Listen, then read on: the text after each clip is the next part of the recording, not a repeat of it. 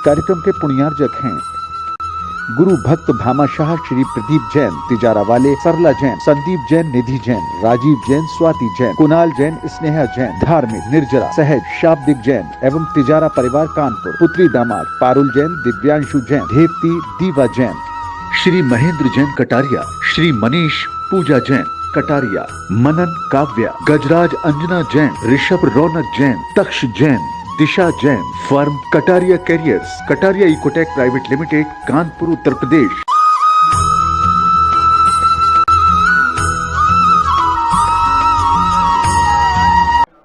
जय श्री ओम नमः सिद्धेभ्यः। जय श्री ओम नमः सिद्धेभ्यः। जय श्री ओम नमः सिद्धेभ्यः। सर्वमंगल मांगल्यं सर्वकल्याणकारकं प्रधानं सर्वधर्माणां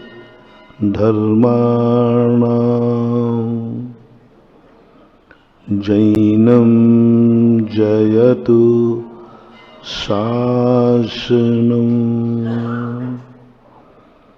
जैनं जयतु शासनं। जैनं जयतु शासनं। पंच परमेष्टि भगवान की, आचार्य श्री गुरुवर कुंद कुंद महाराज की, आचार्य श्री गुरुवर विद्यासागर महाराज की।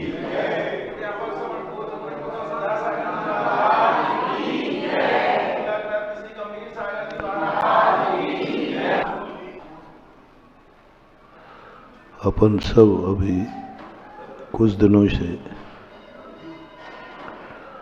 उस उलझन को सुलझाने का प्रयास कर रहे हैं जिसमें हमें इस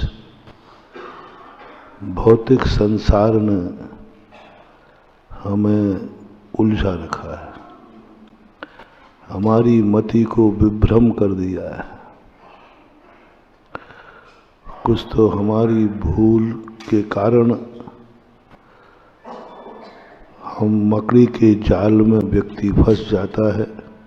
बहुत सारी भूलें तो व्यक्ति स्वयं करता है और स्वयं मकड़ी के समान दूसरों को फंसाने के लिए जाल बुनता है और अंत में वह स्वयं उस जाल में फंस करके तड़पता है, निकलने का प्रयास करता है। कभी कभी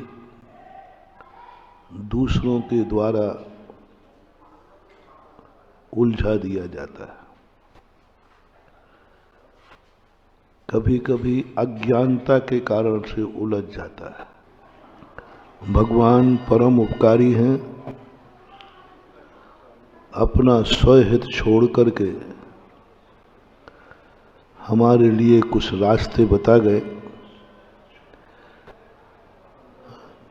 जितने भी भगवान बनते हैं वे अपने कल्याण के लिए बनते हैं। हर व्यक्ति धर्म अपनाता है अपने कल्याण के लिए, लेकिन कुछ उनमें से माँ 24 भगवान ऐसे हुए, 24 आत्माएं ऐसी हुई जिन्होंने मात दुनिया के संबंध में सोचा।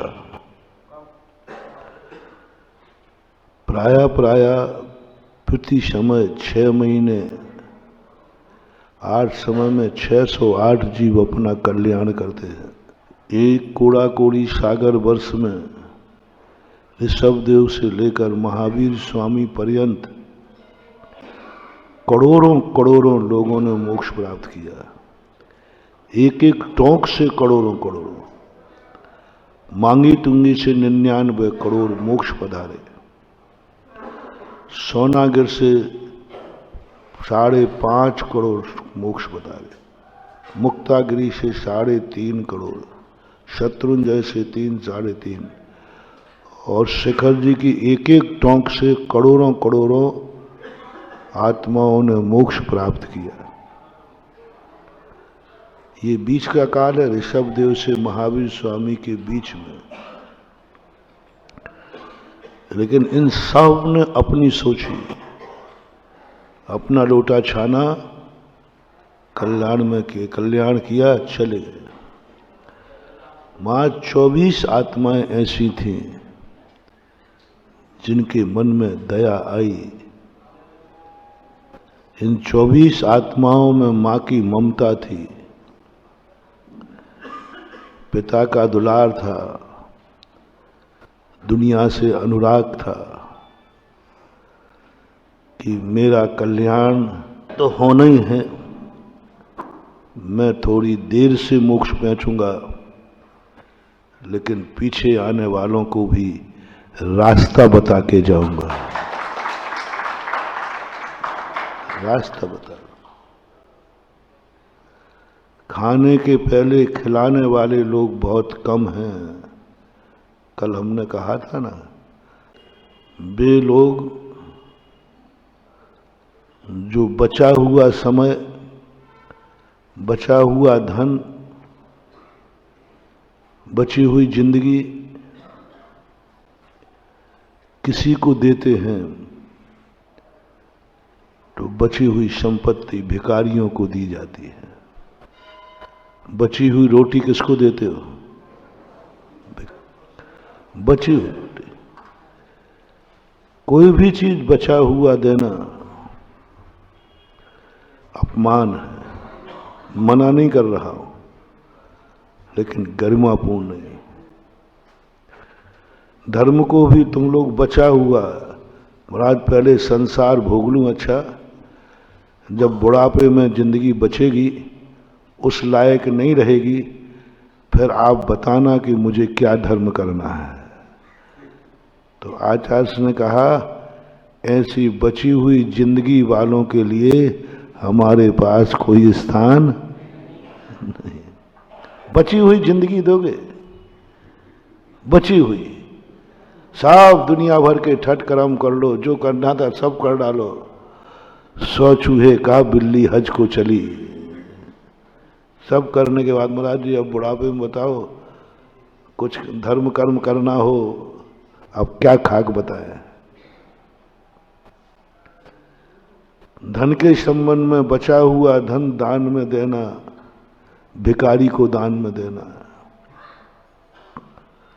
नहीं महानुभाव, कभी नहीं करना। बचा हुआ धन, बची हुई जिंदगी आपने उपयोग में लो, प्रारंभ का सब कुछ दान में दो। खर्च करने के पहले दान दो, खर्च के बाद बचा हुआ नहीं, बचा हुआ नहीं। आपको मालूम है कि आज मैं 1 लाख खर्च करूंगा, उसमें से कुछ ना कुछ, मैं कुछ भी उसकी मर्यादा नहीं बांध रहा हूं, पहले निकालने का भाव आना चाहिए। 1% सही, आधा % सही, 1 रुपया सही, 1 दाना सही, काल में 1 मिनट सही, क्षेत्र में 1 फुट सही, द्रव्य में अपना उपादान। किसी भी कार्य करने की शक्ति यदि आप में है, मैं 5 रूप से तुम्हारे लिए बता देता हूं। योग्यता, तुम्हारी कितने अच्छे कार्य करने की योग्यता है, ये निर्णय तुम करो। तुम्हारी मन में तुम कितनी अच्छी बातें सोच सकते हो, तुम्हारी आंखें देख सकती हैं। आपका दिमाग अच्छा है कि नहीं, कि बिगड़ा हुआ है। मेरे पास एक अस्पताल का अभी इस चतुर्मास में एक आइडेंटिटी कार्ड मेरा पता मिल गया है। किसी का दिमाग खराब हो तो मेरी अप्रोच है आगरा के पागल खाने में, छतमास करके आया हूं ना। किसी को लगे कि हमारा दिमाग खराब है तो अप्रोच मैं करा दूंगा, वो भर्ती का। क्या ऐसा लग रहा है तुम्हें कि तुम्हारा दिमाग खराब है कि तुम्हारा दिमाग अच्छा है? अपने अपने दिमाग की बात बोलो, अपने अपने मन की बात बोलो।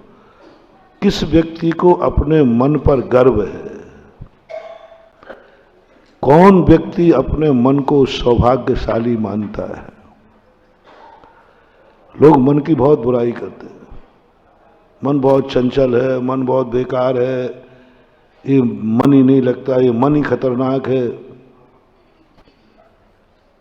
और मैं तुमसे पूछना चाहता हूं कि तुम्हें अपने मन पर, दिमाग पर कभी गर्व महसूस हुआ? मेरी सोच पर, मेरे दिमाग पर, मेरे मन पर मुझे बहुत गर्व है। ये मन ने ही मेरी जिंदगी बनाई है। जो कुछ भी आज मैं सुखी हूं, जो कुछ भी आज हूं, इस अच्छे सोच की बदौलत है। मैं अपने मन को कभी नहीं कोसता। मेरा हर पुण्य पुण्यानुबंधी पुण्य है। मुझे मेरे मन पर इतना गर्व है, इतना गर्व है कि इस मन में आज तक खोटी बात नहीं आई। आज तक इस मन में किसी का बुरा नहीं विचारा। आज तक इस मन ने किसी का बुरा नहीं विचारा। आज तक कभी इस मन में खोटे विचार नहीं आए। परिस्थितियां अलग चीज है, परिस्थिति के संबंध में सोचना अलग चीज है। गाली सुनकर के मन में विकल्प आना अलग चीज है, लेकिन मन में गाली देने का भाव नहीं आया। अंतर समझना।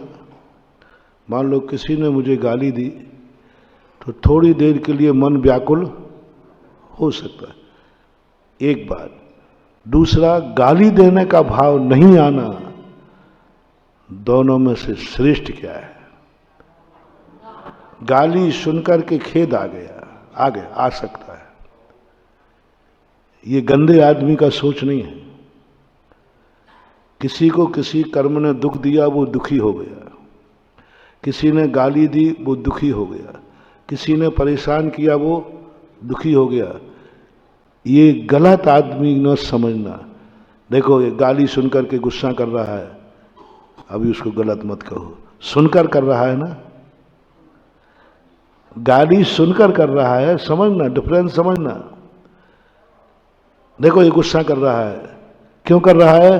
बोले इसको किसी ने गाली दे दी, इसको किसी ने थप्पड़ मार दिया, इसका कोई व्यक्ति बुरा विचार रहा है, इसलिए रो रहा है। क्या इतने मात्र से हम उसे गलत आदमी कह दें? बोलो, नहीं कह सकते। तुम्हारी तो छोड़ो, थोड़ी देर के लिए ये बात को मेरे में भी पाई जाए। दुख आने पर मैं भी दुखी दिख सकता हूं। भावलिंगी जैसे मुनिराज भी सामने वाला बुरा विचारेगा, क्षण मात्र को थोड़ा विकल्प आ सकता है। ये मुझे गाली दे रहा है, ये मुझे पत्थर मार रहा है, ये ठीक नहीं कर रहा है, और उसको गुस्सा आ गया, आ सकता है, कोई बात नहीं, चलेगा। छठे गुण स्थान तक आर्त ध्यान है। मुनिराज भी आर्त ध्यान हो सकता है। छठे गुण स्थान भावलिंगी मुनिराज को, तीर्थंकर को भी आर्त ध्यान हो सकता है। इष्ट का वियोग, अनिष्ट का संयोग, पीड़ा चिंतन, ये तीन ध्यान आर्त ध्यान है। आर और ध्यान दोनों बुरे कहे गए, लेकिन तीन आर्त ध्यान मुनि महाराज को भी हो सकता है।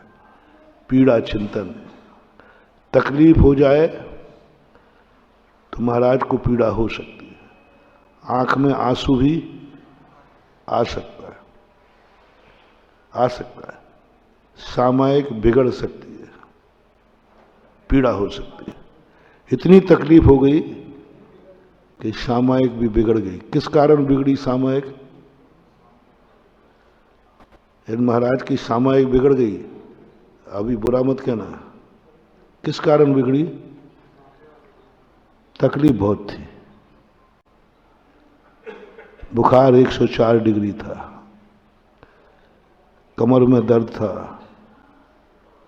बहुत सिर में पीड़ा थी, और वो सामायिक नहीं कर पाए। क्या आप ऐसे मुनिराज को भ्रष्ट कहने का दुस्साहस करोगे? समझना, नहीं करना। सामायिक नहीं हुई है, पक्का है। प्रतिक्रमण नहीं हुआ है, पक्का है। इतने मात्र से साधुता खंडित नहीं हुई। कारण बताओ क्या था? बोले तकलीफ बहुत थी, बैठ ही नहीं पा रहे। इतनी तकलीफ है कि माला फेरने में माला ही नहीं उठा पा रहे, इतनी वेदना है। जैनागम कहता है, भली चर्या पूर्णता निर्दोष नहीं पाली गई तो भी अभी ये अपने मुनिपन में फैल नहीं है, क्योंकि वेदना है। पीड़ा चिंतन, इतनी बड़ी पीड़ा हो सकती है कि चर्या में बाधा पड़ सकती है, लेकिन पीड़ा के कारण, वेदना के कारण चीख निकल सकती है मुनि महाराज के मुख से। तकलीफ हो गई, आंख में आंसू भी आ सकता है, और चीख भी सकते हैं, चिल्ला भी सकते हैं, मेरा सिर फट रहा है, मेरे घोड़े में दर्द हो रहा है, मेरे पेट में दर्द हो रहा है, XYZ। चिल्ला भी सकते हैं, तड़प रहे हैं, लोटपोट कर रहे हैं, सब कुछ कर रहे हैं। भूल गए सामायिक, भूल गए, कुछ भी याद नहीं है, होश ही नहीं है, पिछी लगानी भूल गए। इतनी वेदना हुई, पिछी भूल गए। थोड़ा और कठिन करूं, सब कुछ भूल रहे हैं, इतनी वेदना है। पिछी उठाना भूल गए, पिछी लगाना ही भूल गए। इतने पर भी आप अभी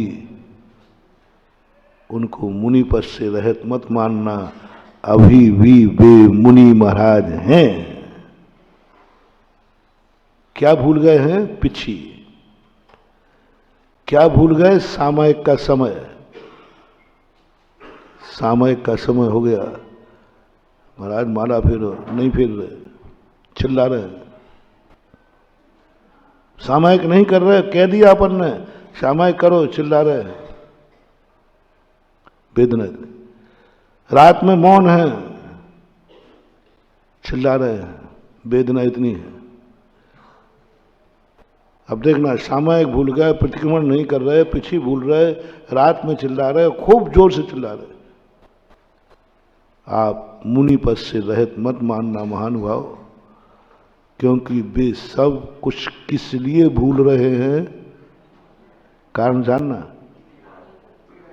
पीड़ा के कारण। इतनी पीड़ा है, अनकॉन्शियस होते जा रहे हैं, अनकॉन्शियस होते जा रहे हैं। लो अंतिम बात कहता हूं, कोमा में चले गए, बेहोशी में चले गए, पैरालिसिस हो गया, ब्रेन हेमरेज हो गया। ये सब संभावनाएं हैं कि नहीं? It may be possible. गिर जाए, सिर पर लग सकती है चोट, अनकॉन्शियस हो जाए, तो भी महानुभाव उनको मुनि पने से रहित मत मानना। अभी भी वो मुनि हैं, उनका गुणस्थान छठा सातवां है, अभी भी वो भावलिंगी हैं। क्या उन्होंने छोड़ा है कि छूट गया है? छूट गया अपने आप, छोड़ा तो नहीं, मुझे नहीं चाहिए पीछे, मुझे नहीं करना सामायिक, सब मैं छोड़ता, ऐसा भाव तो नहीं किया। और कौन सा बेहोशी और कामा में भी मुनि व्रत रह सकता है। बेहोशी मुनि महाराज कामा में चले गए, अभी भी उनका 6ठा 7वां गुणस्थान चल रहा है, जैसे सोते समय। सोते समय कौन सा होश रहता है? कोई होश नहीं रहता, फिर भी सोते समय साधु सो रहा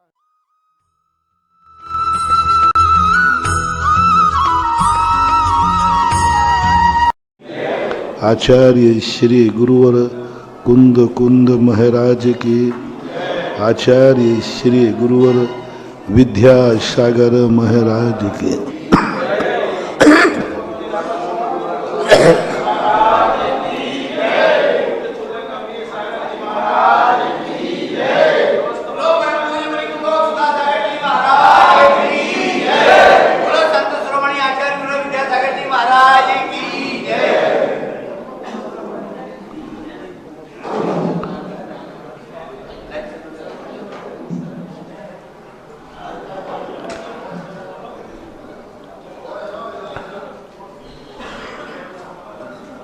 अपन अभी दैनिक प्रवचनों की श्रृंखला में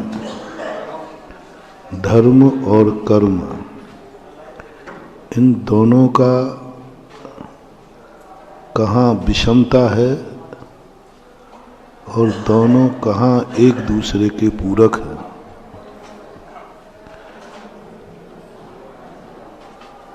और कौन हमारे लिए कहाँ धर्म असमर्थ हो जाता है और कहाँ कर्म बलजोर हो जाता है, उसकी व्याख्या अपन ने कल समझी थी।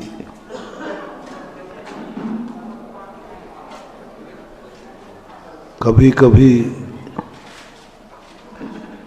व्यक्ति का धर्म पावर इतना मजबूत होता है, कर्म कितने भी निकृष्ट उदय में आ जाए उसका कुछ भी नहीं बिगाड़ पाते। वो दशा एक धर्म की है। धर्म दो रूप में आता है। एक धर्म संकट को दूर भी करता है और एक धर्म वो होता है कि संकट दूर नहीं करता, संकट को चुनौती देता है। दो योद्धा होते हैं। एक योद्धा सोचता है कि कोई हमारे ऊपर युद्ध करे ही नहीं, हम शांति से सैनिक बनकर के जिंदगी भर आराम करें, युद्ध पर हमें जाना ही न पड़े, और योद्धा कहलाना चाहता है। योद्धा है और युद्ध न करना पड़े, ये कमजोर योद्धा कहलाता है। दूसरा योद्धा वो कहता मैं युद्ध से नहीं डरता हूं, मैं युद्ध को चुनौती देता हूं। जब तो इसी प्रकार से यहां भी होता है। धर्म और कर्म, इन दोनों का युद्ध हमेशा से चलता आया है, हमेशा से चलता आएगा। धर्म कर्म को मिटाने की पूरी ताकत लगाता है और कर्म धर्म को मिटाने की ताकत लगाता है। मोक्ष और संसार,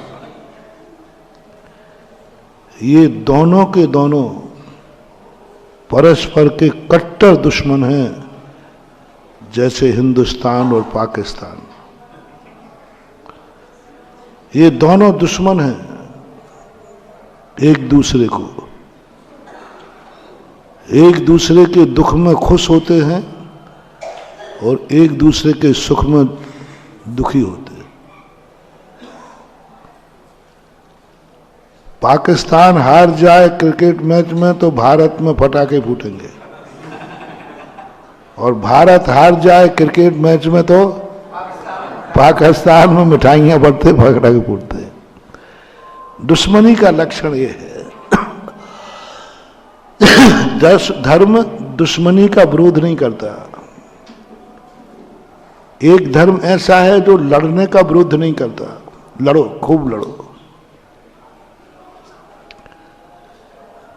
लड़ाई का कोई विरोध नहीं है। एक धर्म ऐसा भी है जो कहता है लड़ने में कोई आपत्ति नहीं है, एक दूसरे को हराने जिताने में कोई आपत्ति नहीं। सबसे खतरनाक अधर्म क्या है कि सामने वाले के दुख में खुशी होना और सामने वाला सुखी है वो और तुम दुखी हो रहे हो, ये सबसे बड़ा पाप है। दुश्मन से खूब बैर रखो, खूब जम के लड़ो, लेकिन दुश्मन के ऊपर दुख आ जाए तुम खुशी मनाओ, ये पाप है। युद्ध पाप नहीं है।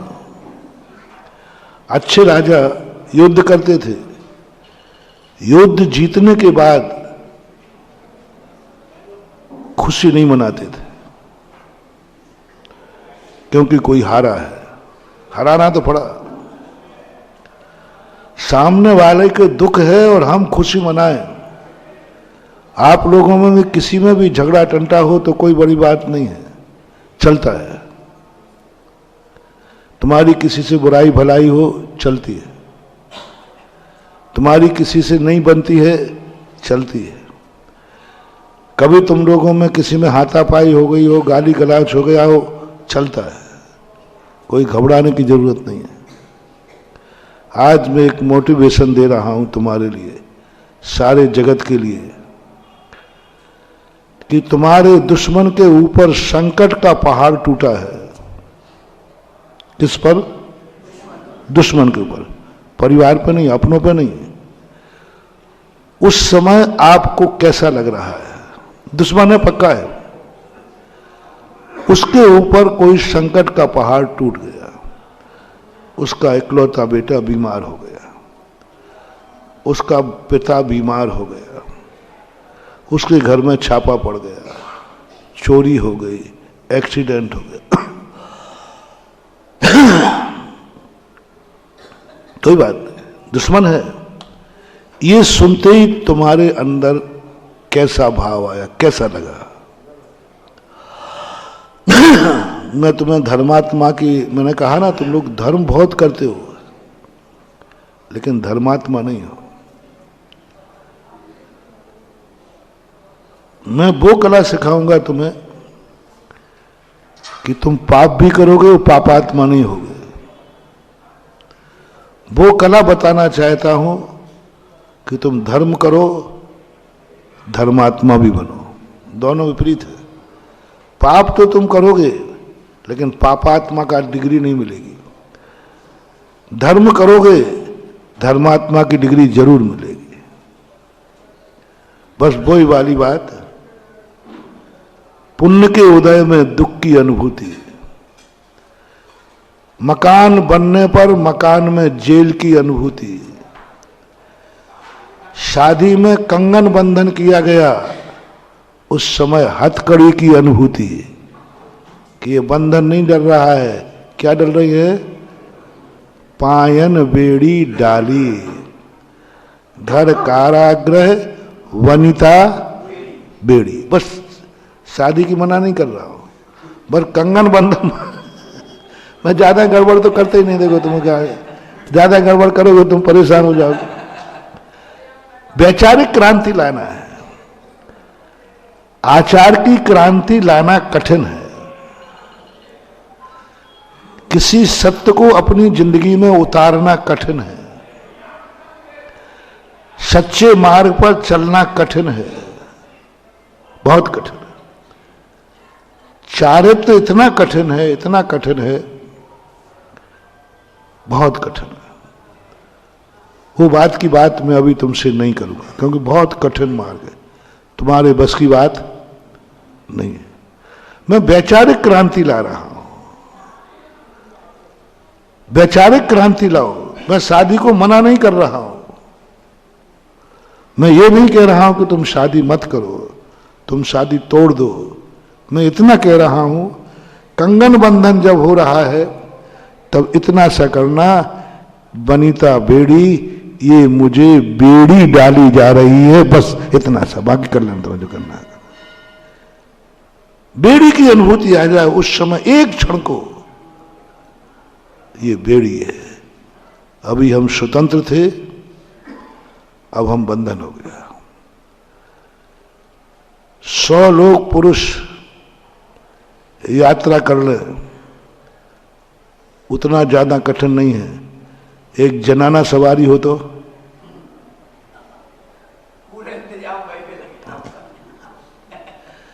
बस इतनी सी अनुभूति करना कि मुझे एक जनाना सवारी मिल रही है। हमारी जिंदगी में अब हम स्वतंत्र नहीं रह पाएंगे, और उस समय ये अवनिता बेड़ी की अनुभूति हो जाए।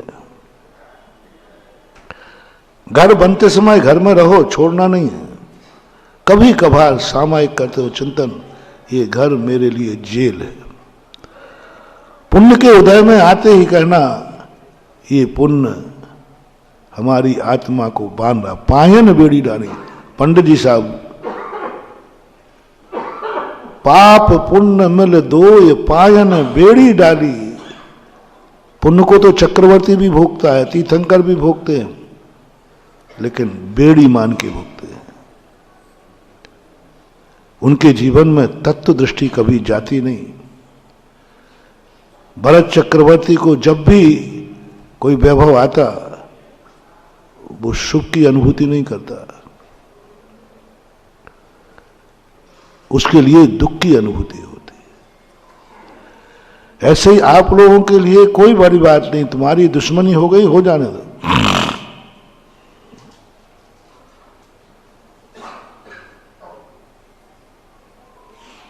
अनंतानुबंधी कसाय और प्रत्याख्यानावर्णी कसाय, ये 2 कसाएं बाहर से क्रिया में देखोगे कोई अंतर नजर नहीं आएगा, एक से है। दोनों सब एक ही कार्य कर रहे हैं, भिन्न कार्य नहीं है। दोनों झगड़ा कर रहे हैं, दोनों लड़ेंगे भिड़ेंगे, सब पाप कर रहे हैं। मिथ्या दृष्टि में और अविरत सम्यक दृष्टि की क्रिया में किंचित मात्र भी अंतर नहीं है। दोनों के आचार एक समान है, आचार है ही नहीं। सम्यक दृष्टि के भी आचार नहीं है, मिथ्या दृष्टि के भी आचार नहीं है। दोनों आचरण से पतित हैं, भ्रष्ट हैं, तो एक सम्यक दृष्टि क्यों है? नाद वैचारिक क्रांति, क्रिया की क्रांति नहीं कह रहा हूं। मैं तुम्हारी क्रिया को नहीं सुधार रहा हूं, विचारों को सुधार रहा हूं। तुम्हारी क्रिया को बंद नहीं करा रहा हूं, मात्र अभिप्राय को बदल रहा हूं, क्योंकि चारित्र बहुत कठिन है। लोगों ने कहा महाराज सम्यक दर्शन और सम्यक चारित्र में दोनों में क्या कठिनाई है? इतनी अरबों की जनता में 3 कम 9 करोड़ मुनिराज ही होते हैं, और सम्यक दृष्टि जो होते हैं 700 करोड़ हैं। कितना अंतर हो गया? 3 कम 9 करोड़ मुनिराज सत्य को जानते हैं, सत्य को करते हैं, सत्य को जानते हैं, सत्य ही जीवन जीते हैं। जैसा विचार है वैसे ही आचार है, कोई अंतर नहीं। उनकी संख्या 3 कम 9 करोड़ है। जो सत्य को ना जानते हैं, ना सत्य आचरण में उतारते, इनकी संख्या अनंत है। मैं उन तुम्हारे जैसे व्यक्तियों की चर्चा कर रहा हूं जो सत्य को जानते हैं लेकिन सत्य का आचरण नहीं करते। मैं जैनियों को इसमें मानता हूं, ये सत्य को जानते हैं, जन्म से ही जानते हैं, सच्चे देव को जानते, सच्चे साथ को जानते, सच्चे गुरु को जानते। आज अभी बहुत सारे लोग सत्य को जानते हैं। इतना तो पक्का है कि जितने हमारे जहां भी दुनिया में मेरा प्रवचन सुन रहे हैं, जो इतने दिन से सुनते आ रहे हैं, वे सत्य को जरूर जानते होंगे। सब जानते हैं कि रात्रि भोजन पाप है, सब जानते हैं कि गाली देना पाप है, सब जानते हैं कि व्यसन पाप है, सब जानते हैं। बोलो जितने लोग बैठे हो सब जानते हैं कि नहीं पाप क्या है, पुण्य क्या है? प्रदीप जी, आप लोगों के साधुओं के भक्त होकर हम ही लोग नहीं जानेंगे तो कौन जानेंगे? जानते, सब जानते हैं। संस्कारी जैनी की सबसे बड़ी विशेषता ये है, जैनी सत्य करे या नहीं करे लेकिन सत्य को जानता जरूर है। बालक से सिखाया जाता है, उसे ही पढ़ाया जाता है, वो भी जान लेता है। सच्चे देव को जानता है जैनी, भली वो मंदिर करने नहीं आता, भली वो मंदिर। सच्चे गुरु को जानता है, चाहे भली जिंदगी में कभी गुरु को हार नहीं दिया हो। हैं ऐसे लोग।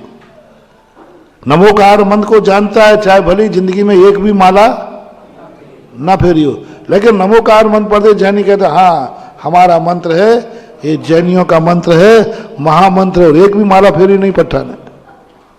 सत्य को जान, जैनी की सबसे बड़ी विशेषता, जैन कुल में जन्म लेने का सबसे बड़ा लाभ है कि वो सत्य को जानता है लेकिन आचरण में नहीं उतार पाता। कोई बात नहीं, कोई बात नहीं। यदि यही वैचारिक क्रांति तुम्हारी रही तो तुम सब कुछ करोगे लेकिन तुम कीचड़ में रहोगे, जंग नहीं लगेगी। सब कुछ करोगे लेकिन तुम पापी नहीं कहलाओगे। तुम लड़ोगे भिड़ोगे, तुम्हारी अनंतानुबंधी कसाय नहीं होगी। बस इतना सा पूछ रहा हूं, तुम्हारा कट्टर दुश्मन है, उसके ऊपर संकट का पहाड़ टूट पड़ा है, तुम्हें समाचार मिला, कैसा लगा? मैंने तुम्हारी वो क्षमा याचना नहीं करा, नहीं नहीं नहीं नहीं, और मैं तो तुम महाराज कैसे क्षमा मांगो? नहीं, मुझे मालूम है कानपुर के ठाकुर लोग हो, टूट जाओगे झुकोगे। हाँ नहीं नहीं, मैं नहीं मिलाऊंगा भी नहीं, तुम तो खूब दुश्मन बने रहो, लड़ते रहो, 7 पीढ़ियों से लड़ो। बस मुझे तो इतना बता दो, उसके ऊपर संकट आया है, ये समाचार तुम्हें मिला, तुम्हें कैसा लगा? पहला बात, उसके घर में कोई खुशी आई है, तुम्हें कैसा लगा? बस इतनी सी बात है, कोई बड़ी बात नहीं। यदि तुम्हें खुशी लगी, उसके ऊपर दुख आया और सुनते ही मजा आ गया, बस भगवान बस यही चाहता था, बस तुम मिथ्या दृष्टि हो, अनंतानुबंधी कसाय है, तुम कितना भी धर्म कर लेना, तुम्हारा कल्याण नहीं होगा। खुशी है और ऐसे ही होगा। हाँ बेटा बहुत अच्छा, और सरल कर दो। आपको कोई स्कूटर वाला कट मार के गया, कट, तुम गिरते गिरते बचे, गिरी गए, तुम्हें लग भी गई, और वो कट मार के निकल गया, और 1 किलोमीटर बाद जाकर के उसकी मोटरसाइकिल स्लिप होकर वो गिर गया, और वहां तुम पहुंच गए, अब गुरुजी तुमसे पूछ रहे बेटा कैसा लग रहा है, आ गए ना पकड़ में, कैसा लग रहा है। और स्कूटर के नीचे दबा है,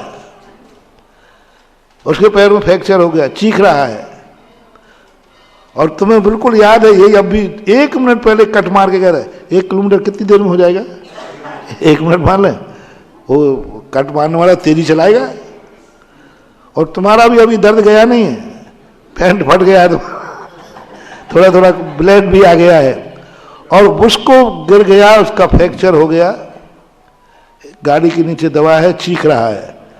अब इस समय मैं आपसे पूछता हूं कैसा लगेगा देखते। मैं बिल्कुल सरल थर्मामीटर देता हूं, किताब में को नहीं देता। उस समय कितने परसेंट लगे, मजा आ गया, और कर ले बेटा, और कट मार ले, ऐसे ही कट मार के आया, देख ऐसे ही, और मुझे कट मार के आया, बचेगा नहीं। बस उसी समय जिनेंद्र भगवान कहते हैं तू मिथ्या दृष्टि है। कट मार के गया तो तुमने गाली भी दी थी, पकड़ में आ था तो तुमने थप्पड़ भी मारा था। मान लो कट मारते समय तुमने पकड़ लिया, उसकी जम के धुनाई की, अंधा कहीं का दिखता नहीं, मस्ताना चलता है, जम के मारा तुमने, गालियां दी, कोई बात नहीं, कट मारने वाले को मारोगे नहीं, इनका माला पहनाओगे। जो तुम्हें कट मारेगा और तुम गिर जाओगे, पकड़ में आएगा तो तुम माला पहनाओगे कि थप्पड़ मारोगे, बोलो ना। हाँ, मेरी भी अनुमति है, हाँ अनुमति है। अपराधी को सजा नहीं दोगे तो अपराधी हो, अपराधी को सजा नहीं दोगे तो अपराधी है, देना चाहिए। आप ग्रस्त हैं, विरोधी हिंसा का त्याग नहीं है आपका, आपने थप्पड़ मार दिया, गाली दे दी, कोई बात नहीं। अब उसके ऊपर जाकर के जो पहाड़ टूटा वो गाड़ी के नीचे दबा है, चिल्ला रहा, ब्लडेशन हो रहा है, तुम्हारा थोड़ा सा ब्लड निकला था, कपड़े फटा था, वो तो मर रहा है, गाड़ी की दबा, फ्रैक्चर हो गया है। उस समय तुम्हारा परिणाम कितना कठोर है, कितना दुर्विभूत है। बस यहां है हमारा जैन दर्शन। अब कहता है जैन दर्शन, उस समय यदि घोषणा दी, देखो तुम्हारे जैनी ने महाराज, तुम्हारे भक्त ने उसको कट मार दिया था, इसने उसको, इसने इतना थप्पड़ मारे बेचारे को, तो मैं कहते कोई बात नहीं, क्या पाप कर लिया, उसने कट मारा था तो थप्पड़ मार दिया।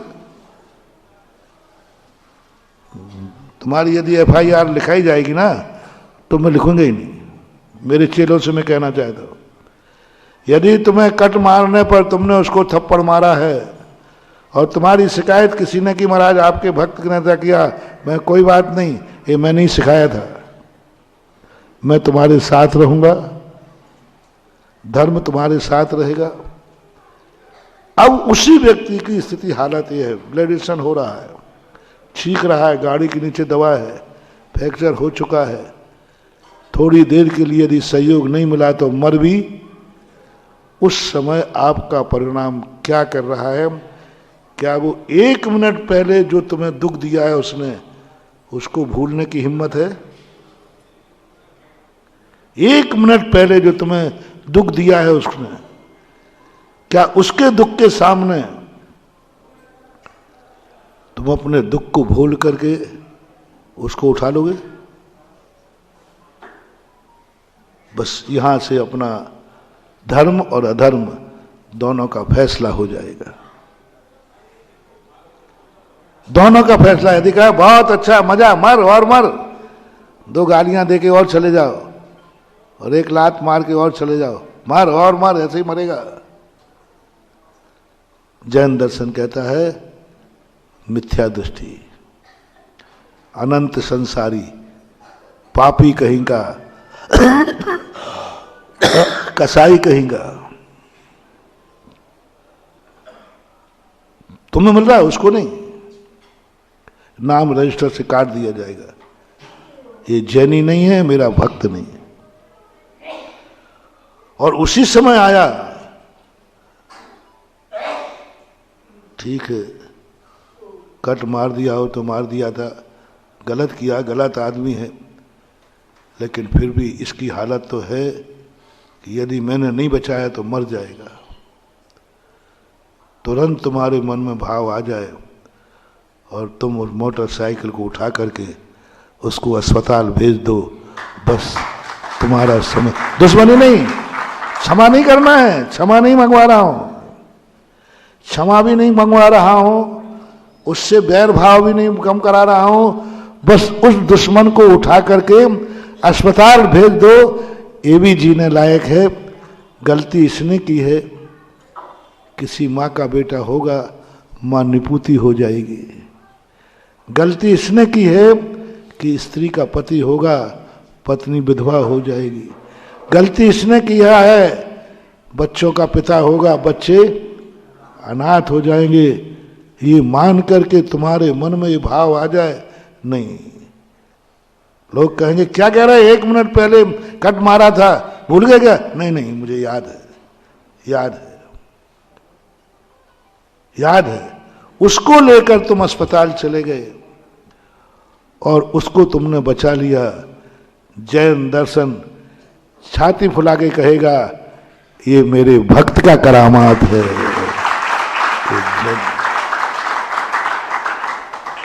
मां वैचारिक क्रांति, कैसा लगा, कैसा लगा?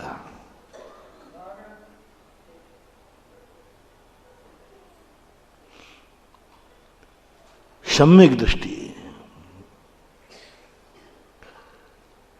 कोई स्वयं के ऊपर परेशानी आई, एक मोटिवेशन दे दिया आपको।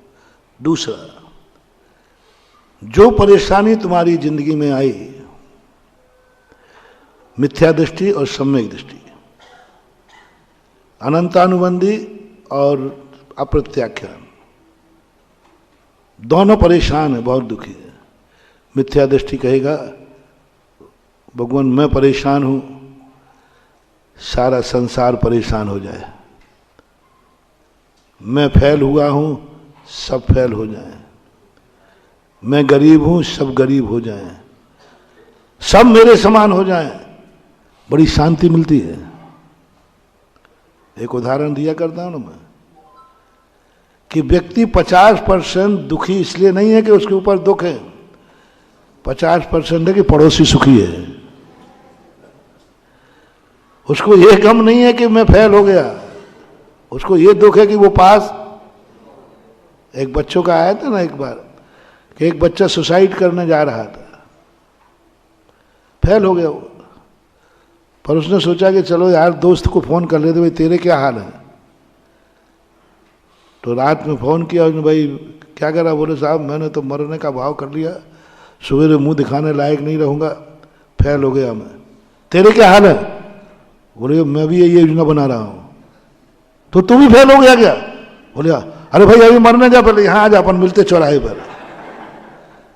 और दोनों ने मिलकर तीसरे को बना, उसको फोन करते, वो कहता मैं भी फेल हो गया, प्लान है। बोले वहां मत जाना रेलवे पर, यहां चौराहे पे आ जा। 60 लड़कों में से 59 फेल थे। अब प्रोग्राम बदल गया, सब कहां जा रहे थे? अकेले अकेले। अब काय को मरेंगे? अब सबके मन में कुछ, अब वो कहते उसको ढूंढो पहले, देखो पास कौन हुआ है। इसकी ये हिम्मत, उसकी ये हिम्मत, वो पास हुआ क्यों? उसको क्लास के साथ रहना चाहिए। अब मरने का प्रस्ताव कैंसिल, टी पार्टी चालू। बोलो जो मरने वाला था उसके चेहरे पर खुशी आ गई, क्या वो पास हो गया? फिर खुशी किसकी हो गई? मैं ही फेल नहीं हूं, सब फेल हैं। यह है मिथ्या दृष्टि का लक्षण। अज्ञानी अपने जैसे दुख दूसरे को देख करके खुश हो जाता है। मैं नहीं तो तुझे भी नहीं, किसी को नहीं, अब खुशी अपनी पार्टी हो रही है। कभी सब फेल हो गए, और ये 99% होता है। तुम्हारे दुख भूलने का तरीका है सबको दुखी कर दो, तुम्हें शांति हो जाएगी। एक जोक आता है, एक विथ फैमिली यात्रा कर रहे थे, तो एक गुंडा आया, अरे कहा उठ जा यहां से, सीट खाली कर। तो कानपुर का व्यक्ति था, ईमानदार था, बोले क्यों उठे, मैंने टिकट लिया है सीट। वो गुंडा था, उनका टिकट फिर कुछ नहीं होता, मैं जिस सीट पे बैठना चाहूं बैठे, उठता है कि नहीं। बोले साहब मैंने टिकट लिया है, तुम कौन होते हो? और टिकट लिए था वो, टिकट उसके हाथ में था और गुंडे के पास टिकट नहीं था। उन्होंने कहा साहब ये तो अन्याय है। बोले गुंडे न्याय अन्याय का कुछ नहीं देखते, तो जो उठना पड़ेगा। ऐसा हो सकता है कि नहीं? होता है। हमारे एक छुल्लक जी हुए, छुल्लक जी नहीं थे वो, 10 प्रतिमाधारी थे, गणेश प्रसाद वर्णी का नाम सुना होगा। वो एक दिन ब्रह्मचारी अवस्था में गाड़ी में बैठे थे, तो कंडक्टर कहा बाबा जी आप उठ जाओ। बोले यहाँ थानेदार साहब आ रहे हैं। उन्होंने साहब मैंने तो टिकट लिया है, थानेदार तो फोकट में बैठेंगे। बोले वो बातें नहीं चलेगी, थानेदार साहब हैं उनके लिए कोई टिकट नहीं होता है, टिकट लेना। वर्णी ने कहा ये तो अन्याय है, न्यायाचार्य थे। बोले ये तो गलत है, इस सीट का टिकट मैंने दिया, मैं क्यों उठूं? और कंडक्टर को पूरी गाड़ी में वही सीधे साधे देखे, ब्रह्मचारी थे। उनका साहब मैं तो, उसने हाथ पकड़ के उठा दिया, थानेदार साहब आ रहे। वर्णी जी कहते हैं जिन गाड़ियों में इतना अन्याय कि टिकट वाले को सीट छोड़ना पड़े और बिना टिकट वाले को सीट, बस उन्होंने कहा गाड़ी रोक दो। गाड़ी रोकी, 9 बार नमोकार मंत्र पड़ा और जिंदगी भर के लिए गाड़ी का त्याग कर दिया। वहीं उतरते ही सागर के बीच में कर्रापुर गांव है, उसके बीच में उन्होंने काय शुरू कर दिया, आज के बाद ऐसी गाड़ी में क्या बैठना जहां स्वाभिमान पूर्णता नष्ट हो, टिकट लेके बैठूं तो भी नहीं और बिना टिकट वाले को सीट मिले। तुरंत उन्होंने जिंदगी भर के लिए करे, फिर वो कभी गाड़ी में नहीं बैठे, वर्षों तक ब्रह्मचारी रहे। पूरे ब्रह्मचारी अवस्था में पैदल ही पैदल चलते रहे। पर इतना तो तुम तो नहीं करोगे। उस गुंडे ने 2 थप्पड़ मारे, जम के थप्पड़ खा के उठ गया बेचारा और हाथ पकड़ के उठा, उठ यहां से। गुंडा बैठ गया। अब वो व्यक्ति दिमाग चला, बनिया था वो, कानपुर का ही होगा, दिमाग चला कि आज मैं पिट गया पूरे परिवार के सामने। और सबसे ज्यादा प्रेस्टेज तुम्हारी लगती है, पत्नी के सामने तुम्हारी बेइज्जती बहुत खतरनाक होती है। उन्होंने कहा पत्नी के सामने पिट गया, अब जिंदगी भर का झगड़ा हो गया ना, जब भी मैं इसको कभी डांटूंगा तो ये उलायना क्या देगी, यहां आंखें दिखा रहा है। हाँ ये उलायना देने में माहिर नंबर 1 है। तुम्हारी कोई कमजोरी भर पकड़ रहा है। एक ध्यान रखना महानुभाव, नीति है, स्त्री को कभी अपनी कमजोरी मत पकड़ने देना, नहीं तो वो जिंदगी भर नचा देगी तुम्हें। बालक को, स्त्री को, मूर्ख को, दुश्मन को, ये 4 लोगों को है। चाणक्य की नीति है। चाणक्य कहता है इन 4 लोगों को लिए, मूर्ख को, बालक छोटे को और दुश्मन को और स्त्री को, अपनी कभी भी कमजोरी पकड़ में नहीं आना चाहिए। इन 4 को तुम्हारी कमजोरी पकड़ में आ गई, ये जिंदगी भर ब्लैकमेलिंग करेंगे, टॉर्चर करेंगे। जब भी कुछ बात होगी उसी को छेड़ेंगे जो तुम्हारी कमजोरी होगी। आप, मैंने तो पढ़ा ही है, तुम लोग तो, तुम्हारी कोई जिंदगी में आप है, सब लोग अनुभव करना, तुम लोग, तुम्हारी जिंदगी में कोई भी कमजोरी आएगी, ये जिंदगी भर 10 बार ठोकी। वहां क्या हो गया था, उस समय क्या हो गया था, वो ठोके। इनको भर पता मत चलने देना। बाकी उसको मन में आ गया कि मैं पत्नी के सामने पिट गया, जिंदगी भर का गड़बड़ होगा। उसने कहा देखो साहब, मुझे मारा तो मारा, मेरी पत्नी को हाथ लगाया तो मैं तुम्हारे लिए खोपड़ा फोड़ दूंगा। अब वो गुंडा कहता बोल क्या बोल रहा, उसने पत्नी में 2 टिकाए। अब वो शांति हो गई उसको, बोले अब कभी गड़बड़ नहीं होगा, क्योंकि ये जब मेरे पे आगे दिखाएंगे तो तू भी तो वहां पिटी थी। अब उस पुरुष को पूरी शांति हो गई, बहुत शांति है ना। पिटने का दुख भी।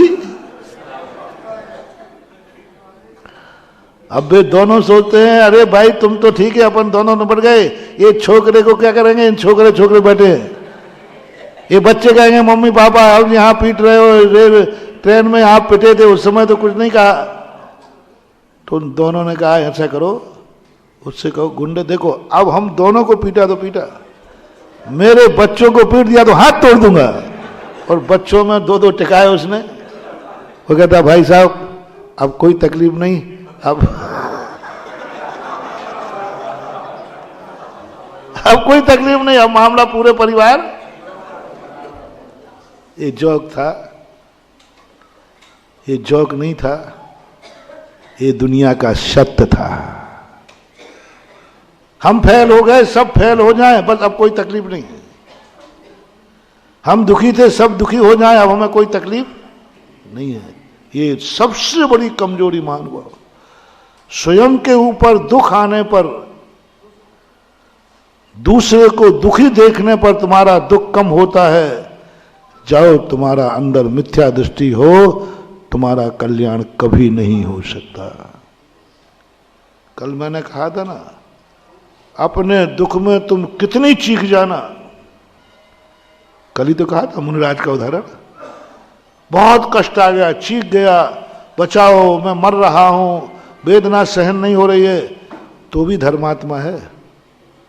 तो भी मान लो कोई मुनिराज को तकलीफ हो गई, बहुत चीख रहे हैं, रात में चीख रहे हैं, रात में बोल रहे हैं, रात में बोलते नहीं बोल रहे हैं, तकलीफ है, बोल रहे हैं मर गया बहुत तकलीफ है, बोल रहे, होश ही नहीं है, होश ही नहीं है,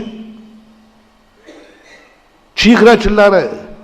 महानुभाव कल मैंने कहा था मत मानना कि ये मुनि भ्रष्ट हो चुका है। बात इतनी है तकलीफ सहन से बाहर।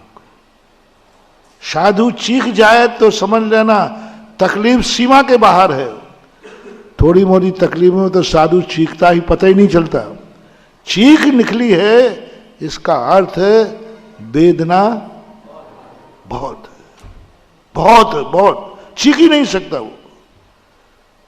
99% तक हम लोग दबाते हैं, सहन करते हैं।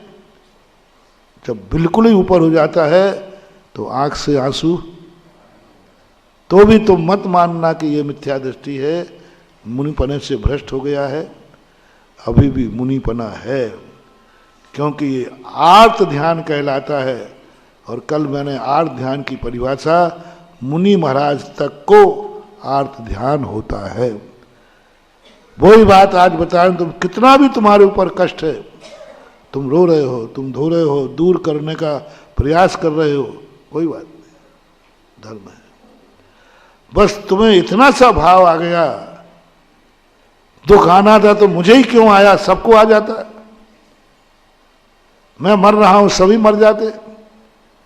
मेरे घर में कोरोना हुआ, पड़ोसी को भी हो जाता।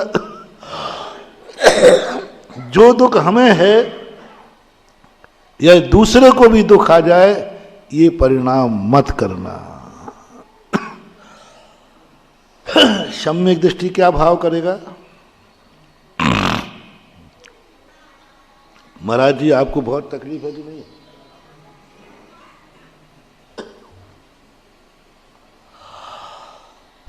महाराज कहेगा हाँ बहुत तकलीफ है। आप सम्यक दृष्टि से पूछा किसी ने कि भैया बहुत परेशान दिख रहे हो? हाँ भैया बहुत परेशान, बहुत दुखी हो, बहुत ही परेशान, सहन नहीं हो रहा है अब तो। यहाँ तक मन हो रहा है कि मैं सुसाइड कर लूँ। यहां तक तुम कह सकते हो, अभी मैं तुम्हें मिथ्या दृष्टि नहीं कहूंगा। क्या कहा? अभी मैं तुम्हें अधर्मी नहीं करूंगा। कितना भाव कर लिया? इतनी तकलीफ हो गई, इतनी तकलीफ हो, तुम्हें नहीं। मर्यादा पुरुषोत्तम राम तद्भव मोक्षगामी लक्ष्मण के गिरने पर इतने दुखी हो गए, इतने दुखी हो गए कि स्वयं मरने का भाव कर लिया। क्या किया था? यदि लक्ष्मण सवेर तक जीवित नहीं हुआ तो मैं भी प्राण, सम्यक दृष्टि जीव है, जैन दर्शन के अनुसार कह रहा हूं, छायक सम्यक दृष्टि, तद्भव मोक्षगामी। इतना भाव, इतना दुख, इतनी वेदना। बोलो, मरने का भाव कब आता है? जब वेदना सहन से बाहर। रामचंद्र जी को सहन से बाहर हो गई वेदना, मरने की घोषणा कर दी कि यदि लक्ष्मण जीवित नहीं हुआ तो लक्ष्मण की चिता के साथ मैं भी जीवित जलूंगा। क्षत्रिय की घोषणा थी। क्षत्रिय कभी अपने वचन से मुकरता नहीं है। युद्धों में कई बार देखा है। अर्जुन ने भी घोषणा की थी, आज शाम तक जयद्रथ का वध नहीं किया तो सूर्य अस्त के बाद मैं चिता पे बैठ जाऊंगा। अर्जुन ने की थी। झांसी के लक्ष्मीबाई के पति गंगाधर राव ने अंग्रेजों के सामने एक बार प्रतिज्ञा की थी। कोई प्रतिज्ञा है उनके प्रसंग में, यदि मैंने यह पूरा नहीं किया तो मैं जीवित चिता में जलूंगा। गंगाधर राव ने भी प्रतिज्ञा की थी। क्षत्रिय प्रतिज्ञा करते हैं और उसका पालन करते हैं। अर्जुन ने कहा, वो तो जयद्रथ शाम तक मारा गया, वो पूरी कहानी नहीं ले रहा हूं। इतनी वेदना हो जाए कि मरने का भाव किया श्री राम ने, फिर भी उनका धर्म गायब नहीं हुआ। वे धर्म भीरू नहीं हैं, सम्यक दृष्टि हैं, फिर भी सम्यक दृष्टि हैं। बहुत बड़ी बात मान लो।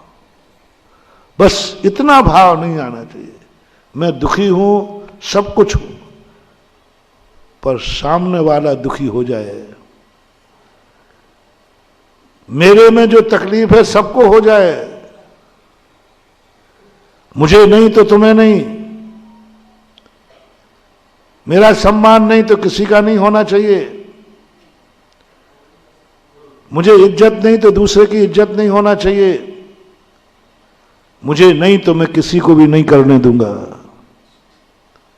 ये भाव मिथ्यात्व का है, अनंत अनुबंधी का है। ये भाव नहीं आना चाहिए और ये भाव आ गया। इसलिए उस समय यही भाव आना, लो चमत्कार लो।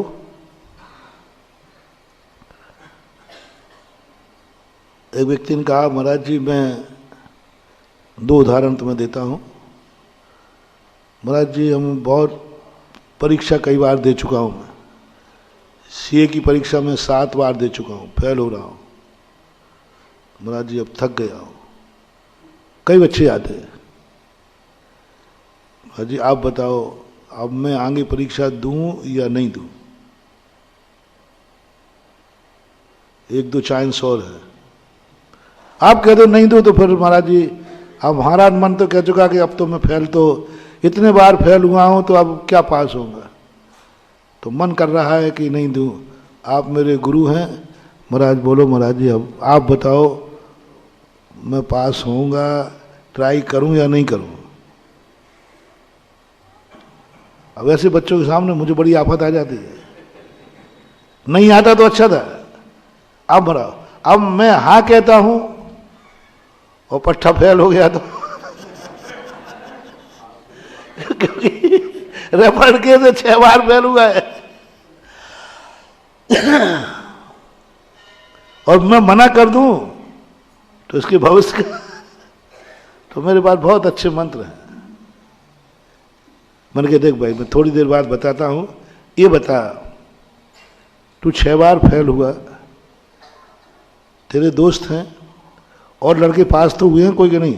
बोले हुए हैं। तुझे कैसा लगा? 6 बार पास फेल होने पर दूसरे 1 बार में पास हो गए, तुझे कैसा लगता है? बोलो बहुत बुरा लगता है।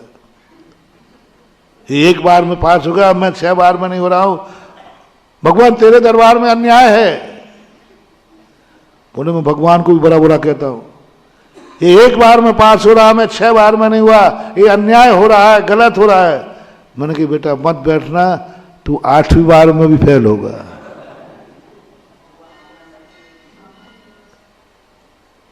बस तू एक प्रयास कर ले, तू तो फेल हो रहा है और आगे भी होगा। मैंने उसको पास का आश्वासन नहीं दिया, मैंने कह दिया होगा।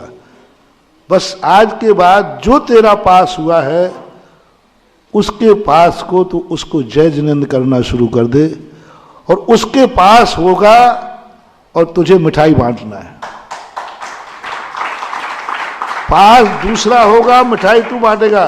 बोले क्या बात है? बोले कोई बात नहीं, मैं फेल हो गया तो हो गया, लेकिन मेरा एक क्लास फेलो पास हुआ है, उसकी खुशी मुझे। ये प्रयास करो, ये प्रयास तुम्हारा जारी रहे। पास होने वाले को देखकर जय जिनेंद्र, पास होने वाले को देखकर अवभाग्य, ओहो मैं वो पापी हूं जो फेल हुआ हूं, ओहो आज मेरे बड़े पुण्य का उदय है कि मैं आज पुण्यात्मा का दर्शन कर रहा हूं। सगुन मान लो, जो पास हुआ है उसको सगुन मानो, शुभ मानो, उसके दर्शन करते ईर्षा मत लाओ, जलो मत, आग मत बरसाओ, अवभाग्य मानो मेरे अवभाग्य है कि मैंने एक पुण्यात्मा का दर्शन किया है। और जय जिनेंद्र करो उसको, और आनंद मनाओ, खुशी मनाओ। बच्चों को मैंने कई बच्चों पर ये प्रयोग कराया, और फिर मैंने कहा कि अंदर से कि मेरे दबाव में, बोले नहीं महाराज समझ में आ गया कि मैं फेल हुआ तो हुआ, कम से कम कोई पास तो किसी माँ को तो खुशी हुई, मेरी माँ को खुशी नहीं हुई। कोई परिवार तो खुशी होगा, मैं भली खुश नहीं हो पाया। कोई तो दुनिया में किस्मत वाला है, मैं भली बदकिस्मती हूं। ये चिंतन तुम्हें करना। अगली बार वो परीक्षा में बैठा, पास हो गया, बोलो काहे से पास हुआ? जो लोग गरीब हों, लो आज उनको एक अमीर बनने का मंत्र दे रहा हूं।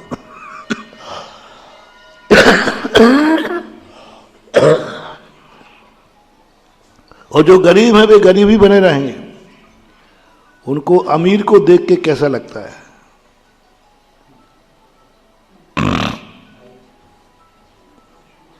लूटने का भाव होता है। मैंने कहा तुम कभी अमीर नहीं बनोगे। एक गरीब झोपड़ी वाला इतना सा करना, उसको बाजू में एक महल खड़ा है 7 खंड का, उसी की बाजू में एक झोपड़ी वाला रहता है। झोपड़ी वाले को मेरा वक्तव्य है, उसको कुछ नहीं करना। ना कोई मंत्र है अमीर बनने का, ना कोई तंत्र है, ना कोई आशीर्वाद है, कुछ नहीं।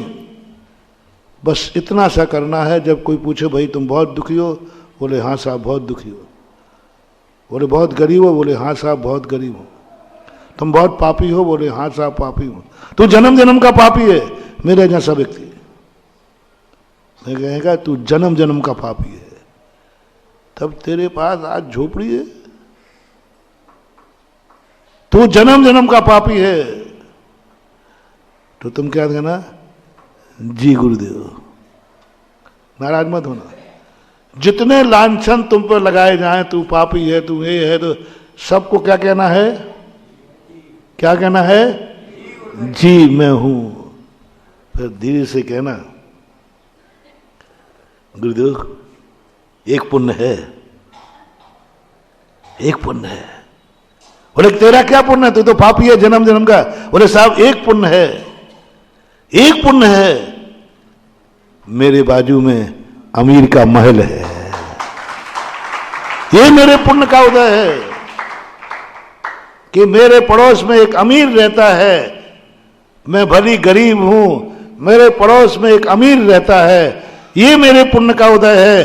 बस इतनी अनुभूति काफी है, मैं दोनों हाथ से आशीर्वाद देता हूं, इसकी गरीबी बहुत जल्दी दूर होने वाली है, क्योंकि इसने अमीर को क्या मान लिया, पुण्य का उदय, अवभाग्य। बोले वो जब निकलते मैं दर्शन करता हूं तो जन्म जन्म के पुण्यात्मा है सेठ, कल भी दान दिया था तो आज धनवान हुए, आज भी दान दे रहे हैं, कल भी होंगे। ये मेरे यही अवभाग्य हैं कि ऐसे पुण्यात्मा के पड़ोस में मैं रहता हूं। ये अनुभूति करूंगा, ये सम्यक दृष्टि की अनुभूति है। ये अनुभूति में आ जाए, ये अपने परिणाम में आ जाए कि मेरी अनुभूति में एक अमीर के बाजू में रहता हूं। सुदामा का क्या हुआ, कुछ नहीं मान हुआ, कुछ नहीं, गरीब था, दर्द था। एक गुण सीखना सुदामा से, घर से पढ़ा लिखा के भेजा था पत्नी ने, सब दुख सुगाना, थोड़ा और अच्छे से, थोड़ा तुम कम रोते हो थोड़ा रो के सिखाना, आंसू भी आ जा, नहीं तो अमृत तान न ले जाओ थोड़ा, हाँ तो मिर्ची लगा लो, ऐसे ऐसे कर लेना। हाँ महिलाएं कम काम करने के जब जानती है। पत्नी ने खूब पढ़ा लिखा दिया था, अच्छे से बताना, दुर्दशा बताना, संकोच नहीं करना, विकल्प नहीं करना, देखो क्या दशा हो रही है। सुदामा तो वहां जाकर के सब भूल गया, उसको तो एक ही खुशी, मेरा कन्हैया, मेरा कन्हैया आज यहां पहुंच गया, मेरा कन्हैया का राज दरबार, मेरे कन्हैया के राजा महाराजा इतने, मेरे कन्हैया का महल। सुदामा नाच उठा।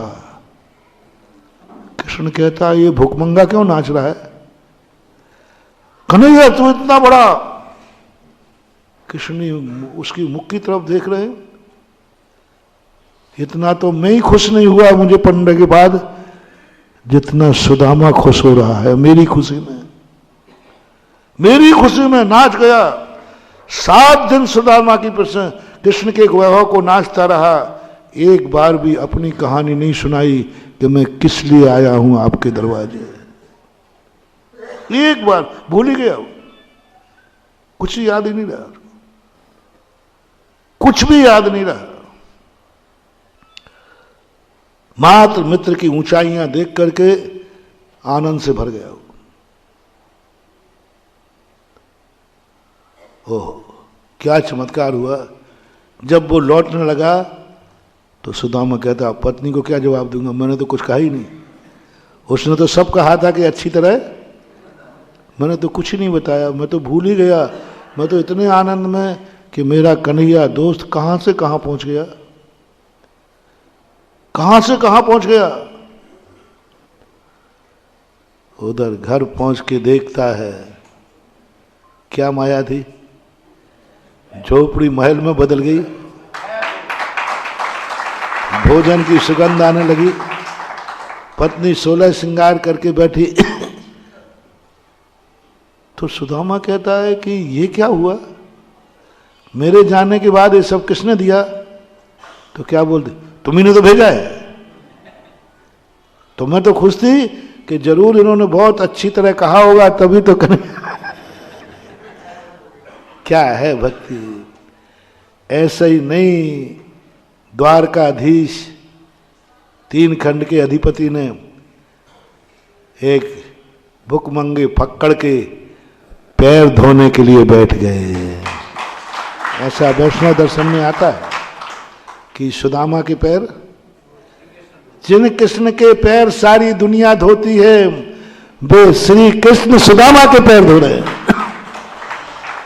क्यों क्यों मात इतना, ये वो मेरा मित्र है, स्वयं दुखी रहेगा मेरे सुख में देख करके सुखी हो जाएगा। बस सुन रहे हो रे सुदामाओ, हैं? आप अपना दुख भूल जाओ और वो स्कूटर के नीचे दवा है उसको उठा के अस्पताल ले जाओ। बस 1 मिनट पहले जो कट मारा था उसको भूलना है, हंसना नहीं है, छोड़ना नहीं है। कसाई खत्म करो, उसने कट मारा था और तुम उसको छोड़ के चले गए, उसमें और तुम्हारे में नहीं। कट मारा था, मुझे दुखी है, मैं इसको छोड़ूंगा नहीं, लेकिन कष्ट आने पर, दुश्मन के कष्ट आने पर यदि तुम्हारी आंख में आंसू आ जाए, जाओ तो मैं धर्मात्मा की उपाधि देता हूं। कार्यक्रम के पुण्यार्जक थे गुरु भक्त भामाशाह श्री प्रदीप जैन तिजारा वाले, सरला जैन, संदीप जैन, निधि जैन, राजीव जैन, स्वाति जैन, कुणाल जैन, स्नेहा जैन, धार्मिक, निर्जरा, सहज, शाब्दिक जैन एवं तिजारा परिवार कानपुर, पुत्री दामाद पारुल जैन, दिव्यांशु जैन, देवती Diva Jain, Shri Mahendra Jain Kataria, Shri Manish Puja Jain Kataria, Manan Kavya, Gajraj Anjana Jain, Rishabh Raunak Jain, Taksh Jain, Disha Jain, firm Kataria carriers, Kataria Ecotech private limited, Kanpur Uttar प्रदेश।